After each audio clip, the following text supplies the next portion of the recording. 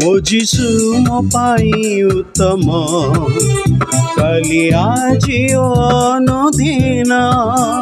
ମୋର ଦୁଃଖ ଦୁର୍ଦ୍ଦଶା ନିରାଶା ଧୀରେ ସେ ରହନ୍ତି ମୋ ପାଶେ ସମାନ। ମୋର ଦୁଃଖ ଦୁର୍ଦ୍ଦଶା ନିରାଶା ଧୀରେ ସେ ରହନ୍ତି ମୋ ପାଶେ ସମାନ। प्रिय श्रोता बंधु, प्रभु श्रीकृष्ण पवित्र नाम रे आपनको शुभेच्छा। पवित्र बाइबल हितोपदेश पुस्तक 6 अध्याय ईश्वर घृणा करुवा विषय गुड़िकर एक तालिका रही। तहिर 19 पदरे आम यहीपरि पाठ करूँ। मिथ्या साक्षी जे मिथ्या कहे और जे भाई मानक मध्य कलीर बीज बुणाए। ईश्वर मिथ्या को घृणा करती, हेले मिथ्या साक्षी को आहरी अधिक घृणा करती। मूसा द्वारा ईश्वर 10 आज्ञा देते। तहिर 9म आज्ञा हूँ, तुम्भे अपना प्रतिवासी विरुद्ध में मिथ्या साक्ष्य देव नहीं। जदि कहीं निज भाई विरुद्ध में मिथ्या साक्ष्य देवार जना पड़े तथा जदि कौन सी आपद घटे, तेबे ईश्वर आदेश दे प्राण परिशोधरे प्राण, चक्षु परिशोधरे चक्षु, दंत परिशोधरे दंत, हस्त परिशोधरे हस्त, चरण परिशोधरे चरण, दाह परिशोधरे दाह, क्षत परिशोधरे क्षत, नोला परिशोधरे नोला इत्यादि दंड निर्धारित करथिले। ईश्वर कहिले जे एहिपरि भावे इस्राएल ठारू मंदता दूर हवा उचित।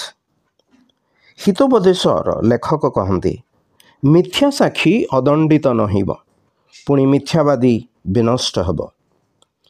इस्राएलर दुष्ट राजा आहब आउ राणी इसेबल नाबोत नामक जड़े कृषक द्राक्षा क्षेत्र को अधिकार करने निमंते 2 जन दुष्ट लोकों को नाबोत विरुद्ध में मिथ्या साक्ष्य देवा निमंते ठिया कले।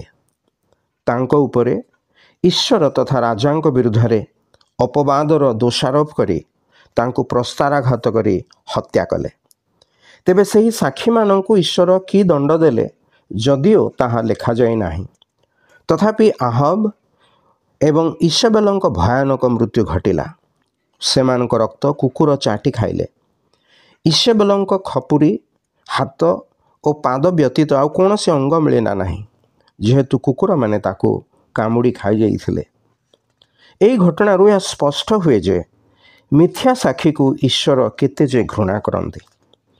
प्रभु जीशुଙ୍କ विरुद्ध में मध्य मिथ्या साक्षी मानंकु ठिया करागला, मात्र सेमानकर साक्ष्य मिशु नथिला। तथापि प्रभु श्रीकृष्ण को दोषी साब्यस्त करागला और क्रूसरे चढ़ागला। आज मध्य कही कही ईश्वर को तांको सुसमाचार तथा तांको भक्त मानंकु घृणा करते, पुणी सेमानक उपरे मिथ्या अभियोग आनी सेमानंकु ताड़ना और अत्याचार करते। ईश्वर सेमानकु कठोर दंड न दे छाड़िबे नहीं। विचार दिन रे सेमानकु किए रक्षा करिब। मात्र आज जो माने अनुताप करी प्रभु श्रीकृष्ण को ग्रहण करिवे और तांकटारे विश्वास करिवे, से माने पाप क्षमा और अनंत जीवन प्राप्त हेबे। एथिपाई ईश्वर आपनको सहाय्य करंतु। धन्यवाद।